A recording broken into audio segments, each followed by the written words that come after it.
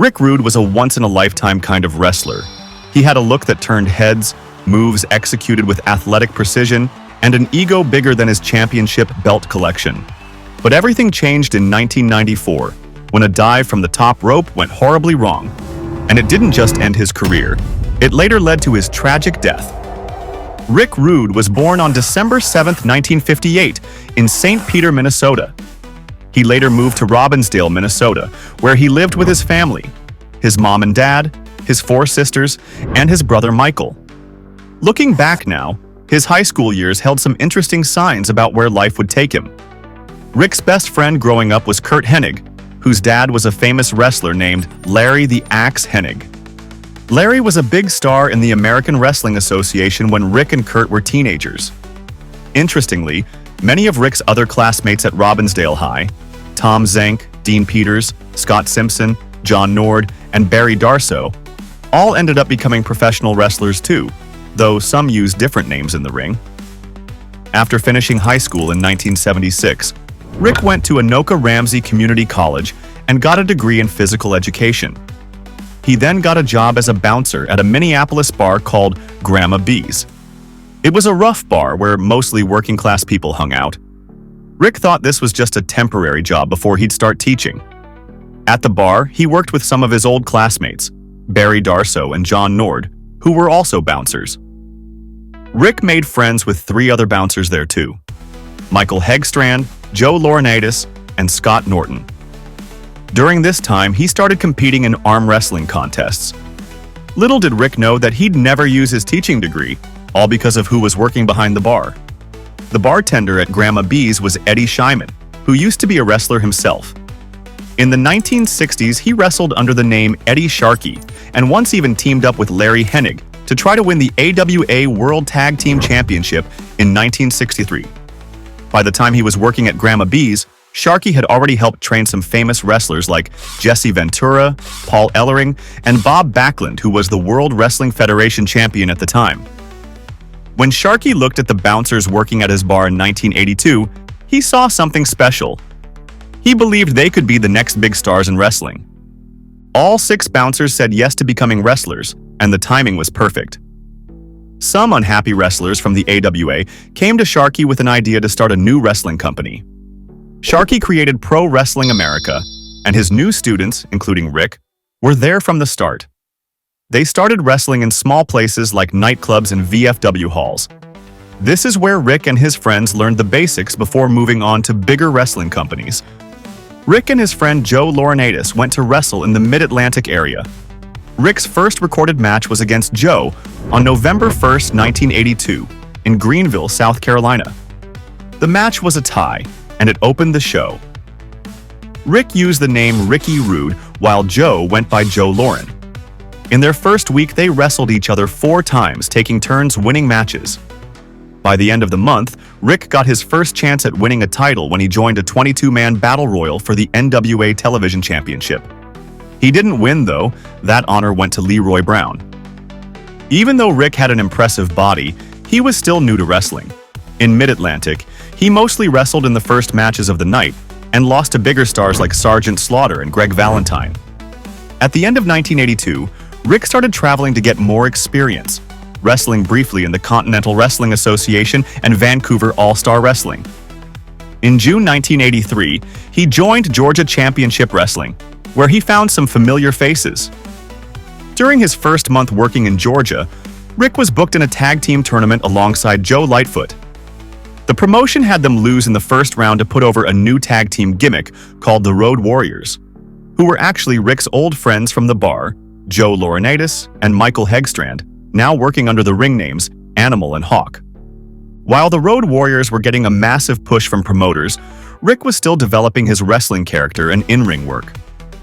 During his brief Georgia run, he was booked to get wins over established performers like Bob Roop and Killer Tim Brooks at house shows, but the promotion still had him jobbed to bigger names like Larry Zbyszko and Mr. Wrestling. Still, the bookers were positioning him as a potential future star on World Championship Wrestling, which helped him get extended bookings in the Mid-South territory. In Mid-South, the promotion gave Rick some mid-card victories over workers like Rip Rogers, but his most notable booking was teaming with Mike Jackson to to put over the debut of the Midnight Express. The bookers also briefly paired him with Lanny Poffo for a program against the Midnight Express in late '83 and early '84. Years later, Jim Cornette revealed that Condrey was frustrated working with Rick, who was still green in the ring, though his impressive physique kept getting him bookings. Picture this: a young Rick stepping into Dallas's Sportatorium on January 6, 1984. The announcer stumbles, calling him Rick Rude, and within 2 minutes, Kamala crushes him. But don't write this match off just yet. It's just a footnote in a much bigger story about to unfold. Behind the scenes, wrestling promoters were making moves that would change everything. Mid-South was struggling, so owner Bill Watts struck a deal with CWA's Jerry Jarrett. While Mid-South got some star power with Bill Dundee and the Rock and Roll Express, Rick found himself shipped off to CWA alongside Jim Neidhart and Larry Higgins. Little did anyone know this trade would be the turning point in Rick's career. Enter Jimmy Hart, the mastermind who saw something special in Rick. Under Hart's guidance, Rick wasn't just changing the spelling of his name to R-U-D-E. He was becoming someone entirely new. Ravishing Rick Rude emerged, a narcissistic showman who'd rather admire himself than his stunning blonde valet, Angel. Gone were the plain wrestling trunks, replaced by Chippendales-inspired gear that would become legendary. This wasn't just a costume change, it was the birth of one of wrestling's most unforgettable characters. In a debut that turned heads, Ravishing Rick Rude strutted into the spotlight on January 24, 1984. Claiming to be from Beverly Hills, California, he made quick work of Jerry Gray, winning in just over 2 minutes. But the real story was just beginning, first with Dutch Mantell, and then with a man who would push Rude to his limits, Austin Idol. The sparks flew when Idol and Rude collided. It started as a battle of egos, with Idol showing off his workout routines on Memphis TV and making suggestive comments about Rude's partner, Angel. Rude fired back in classic fashion during an interview with Lance Russell. "I don't need to work out for this body," he boasted, before calling Idol a fat slob and challenging him to settle things in the ring. But here's where it gets interesting. When Idol actually showed up to confront him, Rude's swagger suddenly vanished. He backpedaled, claiming he was just misunderstood and even said he wanted to be like Idol. The confrontation ended with a sharp slap from Idol, and Rude, the man who talks such a big game, walking off with his tail between his legs. Here's how things heated up. Rude, playing mind games, refused to show his face on Memphis TV until Idol apologized. He even sent Angel with a pre-written apology for Idol to sign. Idol's response? He ripped it to shreds. Throughout March 1984, they battled for Idol's AWA International Heavyweight Championship, with Rude showing his true colors. There were even dark rumors about him mistreating Angel. Though Rude managed one win by disqualification, the title stayed with Idol. The rivalry took an intense turn in April with a series of brutal matches. Picture this: opponents tied together with leather straps, fighting to grab a strap hung high on a pole. Idol dominated these violent encounters. But the humiliation peaked on April 16th at the Mid-South Coliseum when Rude lost a match where the loser had to wear a dress. The final chapter closed in a steel cage at Louisville Gardens on April 24th, with Idol emerging victorious once again. But just when you thought Rude was down and out, he set his sights on something bigger: Memphis wrestling royalty Jerry Lawler and his AWA Southern Heavyweight Championship. On June 11, 1984, at the Mid-South Coliseum, everything changed. With his partner Jim Neidhart and Angel causing chaos at ringside, Rude seemed outmatched against Lawler's experience. When Neidhart's interference backfired and the referee was down, it looked like Lawler had it won. Then came the moment that would make headlines. Angel jumped into the ring, creating the perfect distraction for Rude to attack Lawler from behind. In a shocking twist, Rude pinned Lawler to capture his first championship, marking the beginning of a new era.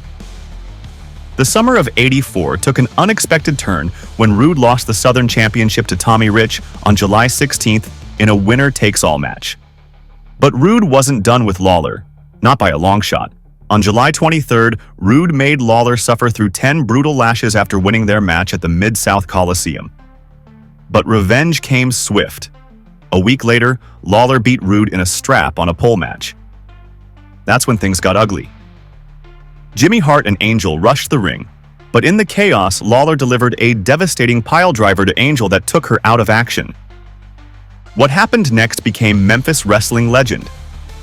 Rood appeared on the Memphis TV show, burning with rage over what Lawler did to Angel.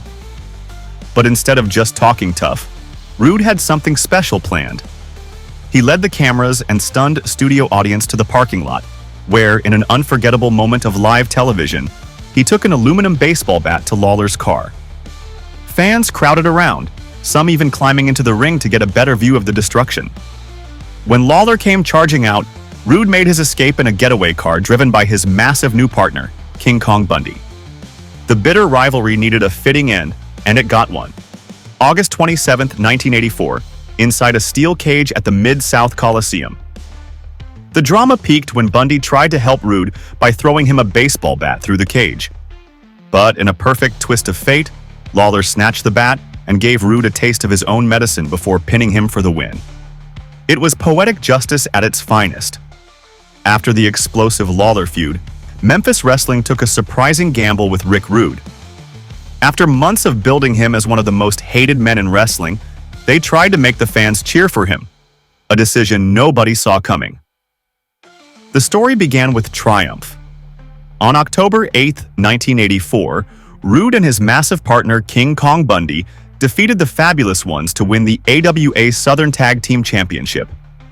This victory earned them a shot at something even bigger, a match against the Road Warriors for the AWA World Tag Team titles. But here's where the cracks started showing.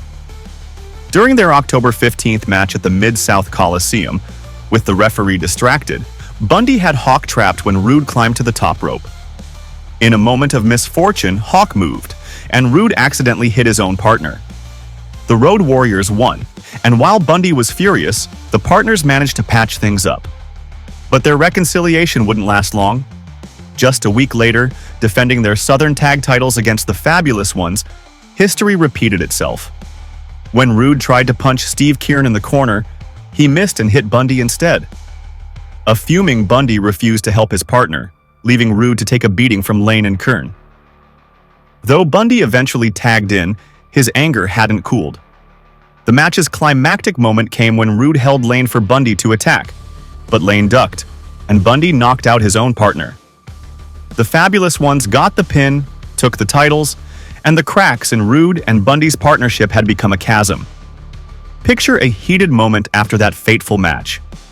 Rood arguing with Bundy and Jimmy Hart, who stood firmly behind the giant.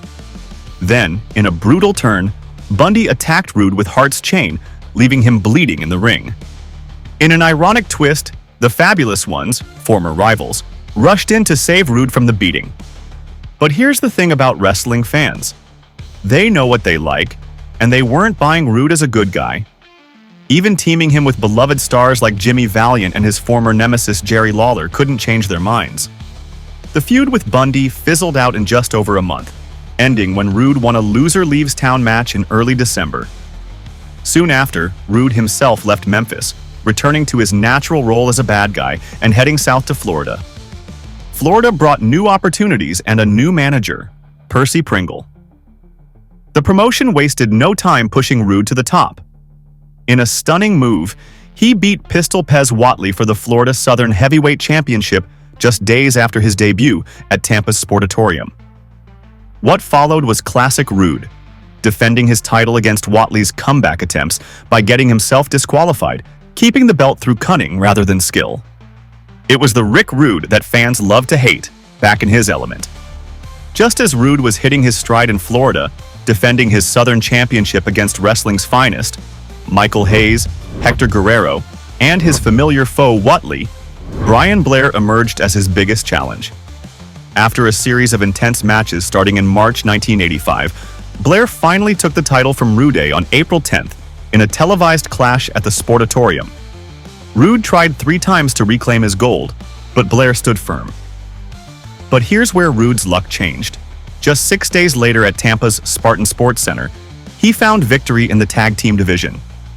Partnering with Jesse Barr, Rood outfought the Youngblood brothers, Jay and Mark, to capture the Florida version of the United States Tag Team Championship. For nearly 3 months, Roode and Barr dominated the tag team scene. Their reign came to an end on July 2nd in Tampa, when they lost the titles to an unlikely but powerful duo, Billy Jack Haynes and Wahoo McDaniel. The two teams weren't done with each other, though. Their rivalry reached its peak in a steel cage match at Orlando's Eddie Graham Sports Stadium, where Haynes and McDaniel proved once and for all they were the superior team. The cage match wasn't just the end of the feud, it was the end of a chapter in Roode's Florida story. In a classic tale of persistence, Roode wasn't ready to give up on tag team gold. He tried different combinations, teaming up with Buddy Rose and Rip Oliver, but the titles stayed out of reach. Then, on July 21st, Roode found his way back to singles success by defeating Mike Graham for the Florida Southern Heavyweight Championship. But this victory put him right back in Billy Jack Haynes' crosshairs. Throughout the hot Florida summer, Roode successfully defended his title against Haynes. But as September rolled around, a new challenger emerged, Wahoo McDaniel. On October 2nd in front of the television cameras, Wahoo did what Haynes couldn't. He took the Southern Championship from Roode. The long-running feud between Roode's faction and the team of Haynes and McDaniel finally reached its conclusion on October 21st in West Palm Beach, when McDaniel successfully defended his title against Roode. But wrestling fortunes can change in an instant. Just days after that final match, Roode and his manager Pringle were already headed west to Dallas, ready to make their mark in world-class championship wrestling. A new chapter was about to begin.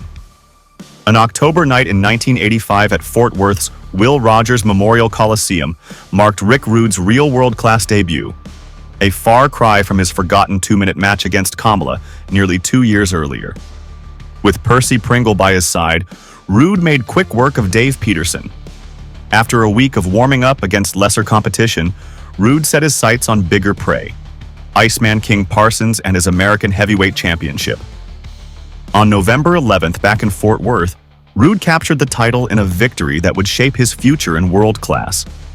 The promotion immediately thrust Roode into the spotlight. He wasn't just defending his newly won title against Parsons. He found himself trading blows with wrestling royalty, battling the Von Erich brothers in tag team matches. But perhaps the most bizarre chapter of Roode's early world-class run came through his connection to the missing Link.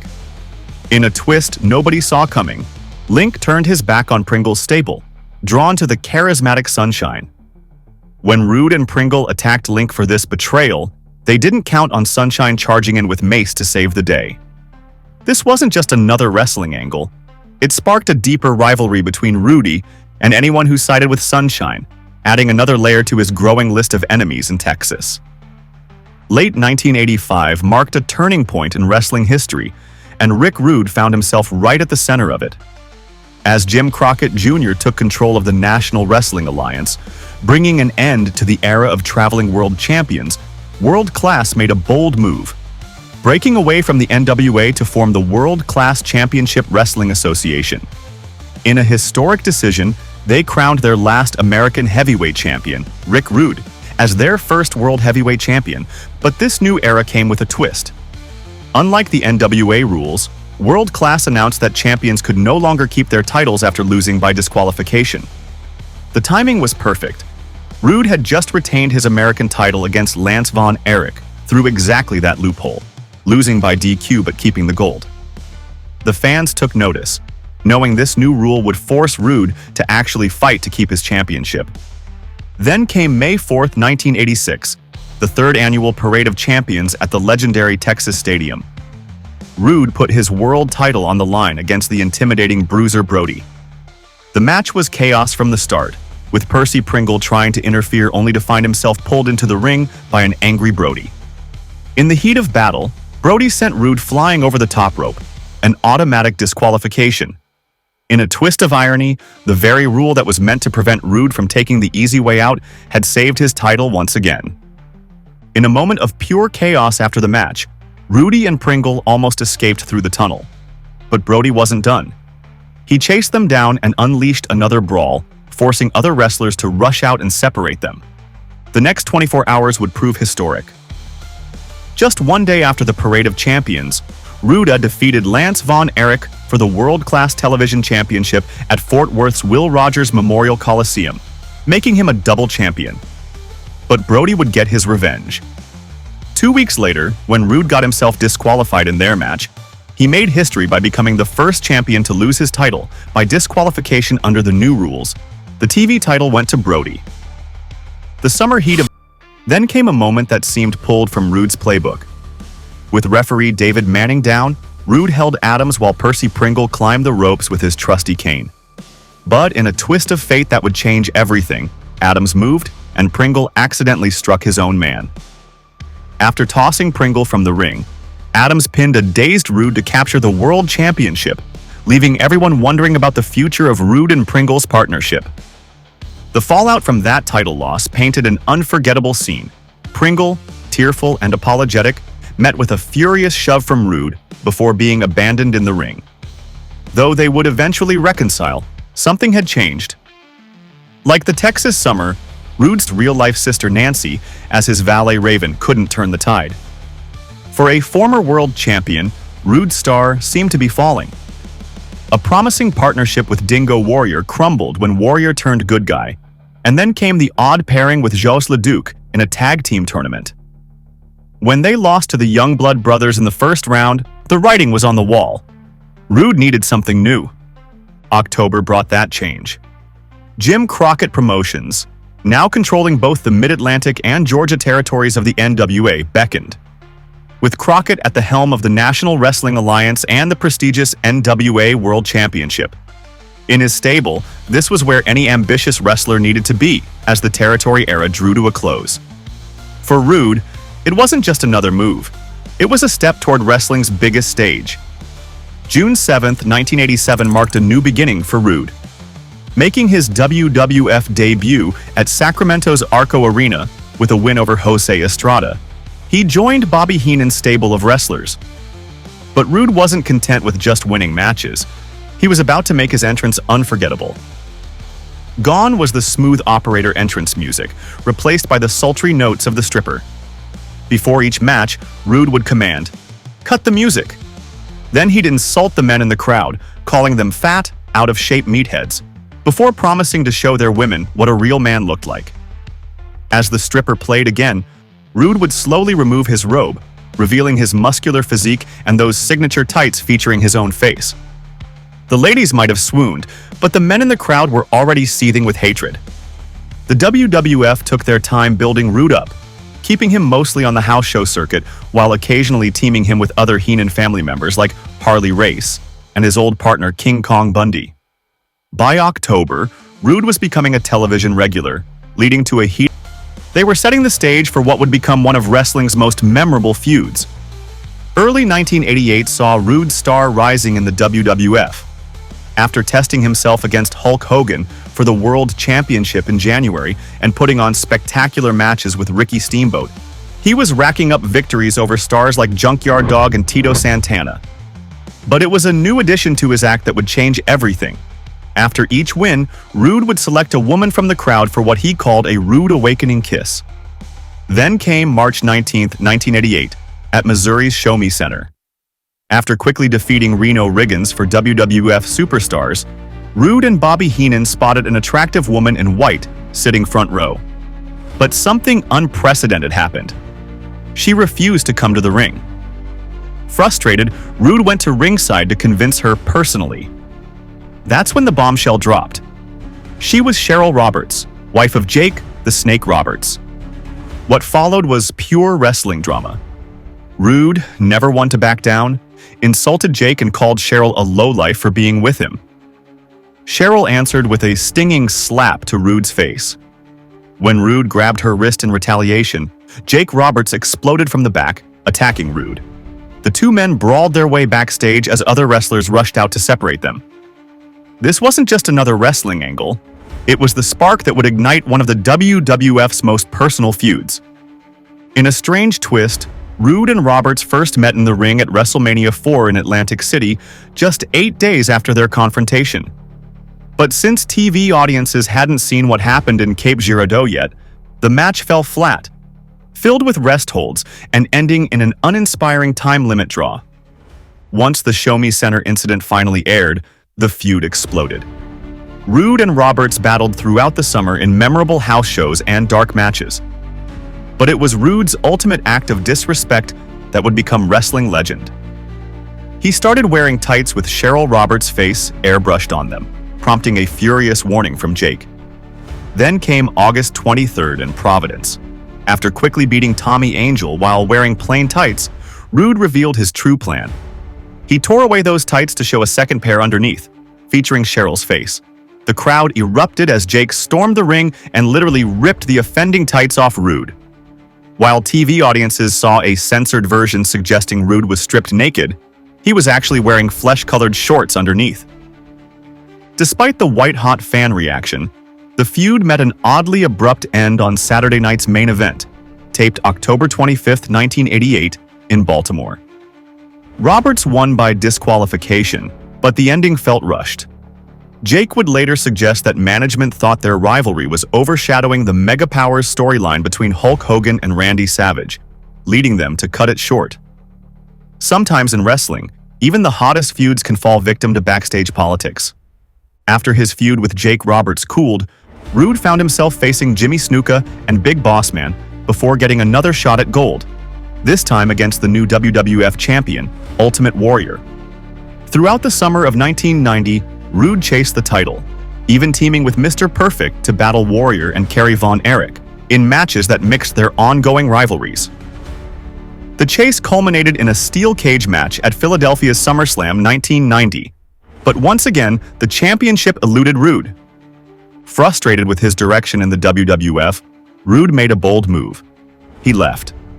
After spending much of 1991 wrestling in Japan, he set his sights on World Championship Wrestling.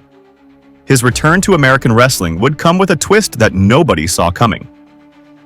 On October 27, 1991, at Halloween Havoc in Chattanooga, the crowd watched as Paul E. dangerously introduced a mysterious masked wrestler known only as the WCW Phantom. Dressed in black and white, this unknown figure demolished Tom Zenk in less than 2 minutes. After the match, dangerously boldly declared that his masked man was coming for Sting's United States Championship. Then came the moment of truth. With his new valet Medusa looking on, the Phantom removed his mask to reveal the familiar face of Ravishing Rick Rude. WCW had just gotten a lot more interesting. The Dangerous Alliance wasn't just another wrestling stable, it was a collection of elite talent, and Rick Rude quickly proved himself its crown jewel. Just weeks after his dramatic return, on November 19, 1991, at Clash of Champions, Rude captured the United States Heavyweight Championship from Sting. What followed was a display of dominance rarely seen in wrestling. Sting challenged Rude 22 times for the title, and 22 times Rude walked away, still champion. Their rivalry extended beyond traditional matches into a series of steel cage battles in March 1992. The brutal encounters saw Rude victorious in Chicago and Inglewood, while Sting managed to claim one win in Oakland. The feud spilled into tag team territory, with Rude partnering with his Dangerous Alliance teammates against Sting and a rotating cast of partners including Dustin Rhodes, Nikita Koloff, and the powerful Steiner brothers. But Rude wasn't content to focus solely on Sting. At Super Brawl 2 in Milwaukee, he put on a wrestling clinic defending his title against Ricky Steamboat. On the same night, Sting would defeat Lex Luger for the WCW World Championship. Rude's U.S. title reign would stretch beyond a year, cementing him as one of WCW's most dominant champions during an era of exceptional talent. Following his dominance over Sting, Rude set his sights on the WCW World Championship in March 1992, but the big prize remained just out of reach. He moved into an acclaimed series with Steamboat before entering a brutal program with Nikita Koloff, battling in steel cage and death matches for the U.S. title. His impressive reign would end not in defeat, but due to fate. After defending the belt against Eric Watts on WCW Saturday Night, a legitimate injury forced Rude to surrender the title on January 1, 1993, ending a spectacular 409-day reign. March saw Rude's return to action, easing back with house show wins and tag team matches alongside Paul Orndorff. By summer, he was back in the U.S. title picture, defeating Dustin Rhodes. But controversy struck. The WCW Board of Directors vacated the title, ruling that neither man's shoulders were down for the pin. This led to a best-of-3 series between Rood and Rhodes, culminating on August 30th, 1993, in Atlanta on WCW Saturday Night. That night would spark something bigger. Ric Flair was on commentary with Tony Schiavone and Jesse Ventura, and there was already bad blood between Flair and Rood. It had started on A Flair for the gold when Rood made advances toward Flair's maid Fifi, only to be rejected. Rood's response? A cowardly attack on Flair from behind with the big gold belt. With their match for the WCW International World Championship looming at Fall Brawl just 3 weeks away, the tension was reaching its boiling point. That August night took an unexpected turn when Rood, after a knocked-out referee and a failed bulldog from Rhodes, went for a metal chair. But Flair wasn't having it. He stepped in and snatched the chair away, giving Rhodes the opening to roll Rood up for the win and reclaim the US title. This interference would only add fuel to their upcoming Fall Brawl showdown. What happened next entered the history books, though maybe not the way anyone expected. The WCW International World Championship was caught in a strange limbo. Even after WCW left the National Wrestling Alliance on September 1, 1993, the NWA still recognized WCW's champion as their own. At Fall Brawl in Houston's Astro Arena, Rood used brass knuckles to defeat Flair for the title, technically making him both WCW International and NWA World Champion. But there was a catch. The NWA Board of Directors refused to recognize the change without their approval. Just like that, the last thread connecting WCW and NWA snapped. The Rood-Flair saga continued into Halloween Havoc, 1993 in New Orleans, with Terry Taylor bizarrely added as a second referee. The match was a hard-hitting affair that ended in classic wrestling chaos. Flair knocked Rood out with his own pair of brass knucks and had Taylor ready to count the pin, only for referee Randy Anderson to step in and disqualify Flair. The Nature Boy might have gotten his revenge, but Rood kept his gold. The International World Championship added some fascinating chapters to Rood's story in 1994. First, he lost the title to Hiroshi Hase in Tokyo during a Japanese tour, only to win it back in Kyoto. Back in the States, he dropped it to his old rival Sting at Spring Stampede in Rosemont, Illinois. But 18 days later, fate would deliver both triumph and tragedy. On May 1, 1994 in Fukuoka, Japan, Rood challenged Sting for the title in what would become his final match. The action was spectacular until a devastating moment changed everything. Sting launched himself over the top rope onto Rood, sending both men crashing onto a raised platform around the ring. Rood landed awkwardly, severely injuring his back. What happened next showed his incredible toughness. Despite the injury, he not only finished the match but even performed moves off the top rope, ultimately defeating Sting to reclaim the title. No one knew it then, but they just witnessed Ravishing Rick Rude's last match. At just 35 years old, the back injury forced him to retire from in-ring competition. In a cruel twist of fate, one of wrestling's most charismatic performers was done wrestling. But true to his character, Rood wasn't finished with the business yet. He still had a few more chapters to write in professional wrestling's history books. The story picks up in January 1997, nearly 3 years after Rood's retirement. ECW fans started spotting a mysterious masked man stalking television champion Shane Douglas.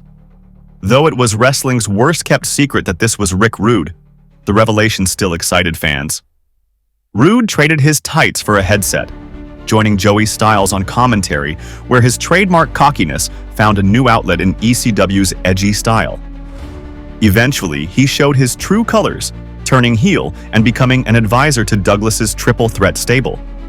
Then came August 1997, and Rood made a surprise return to the WWF. He joined the emerging Degeneration X stable alongside Shawn Michaels, Triple H, and Chyna, working as their enforcer. But here's the crucial detail. Rood was working without a contract, just a handshake deal for each appearance. This seemingly small detail would lead to one of wrestling's most interesting moments. Rood had a close friendship with the Hart family, especially Bret Hart. When the infamous Montreal Screwjob went down at Survivor Series on November 9, 1997, where Vince McMahon and Shawn Michaels conspired to take the WWF title from Hart, Roode was furious. Without telling anyone in the WWF, he picked up the phone and called WCW's Eric Bischoff to make a deal. What happened next would send shockwaves through the wrestling world. November 17, 1997 became a legendary night in wrestling history. In an unprecedented moment, Rick Rude appeared live on WCW's Monday Nitro while simultaneously showing up on a pre-taped episode of WWF's Raw is War an hour later. No wrestler had ever appeared on both shows the same night, and thanks to his earlier appearance on ECW's Hardcore TV that weekend, Rude became the only person to appear on all three major wrestling shows in the same week. In WCW, Rude joined the New World Order, making history again as the first person to be part of both DX and the NWO. He managed his lifelong friend Curt Hennig, following him through the shifting alliances between NWO's Black and White and Black and Red factions. By late 1998, both men disappeared from WCW television, Hennig with a leg injury, and Rude dealing with a cancer scare that thankfully turned out to be a false alarm. While Hennig would return, Rude's time in WCW came to an end in April 1999.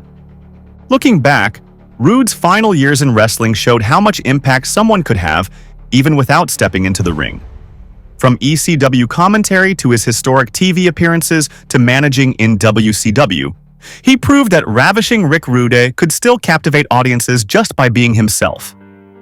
On a dark day in 1999, just when rumors were swirling about his possible return to the ring, the wrestling world received devastating news. Rick Rude had been found dead in his Georgia home by his wife. The final chapter of Rick Rude's story is clouded in tragedy.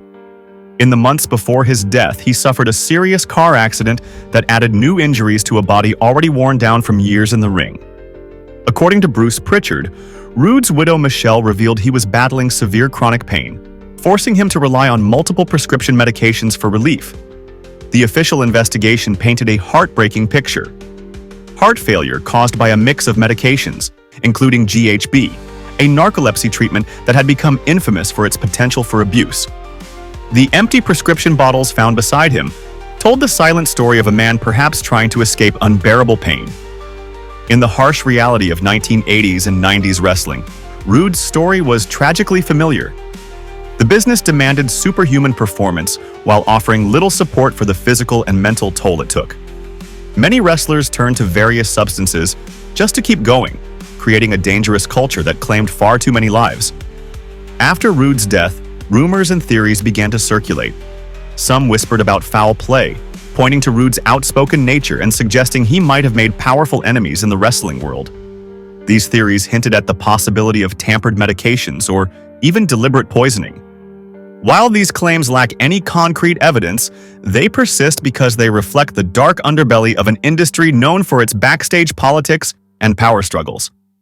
While some have speculated that Rude's death was intentional, those closest to him strongly disagree. Bruce Pritchard, who spoke directly with Rude's widow Michelle, has dismissed these theories as baseless. According to Michelle's account, the evidence pointed to a tragic accident.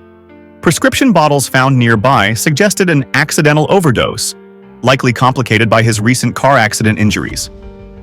Some theorists have tried to connect imagined dots, suggesting that Rude might have been overwhelmed by injuries or potential complications from his accident.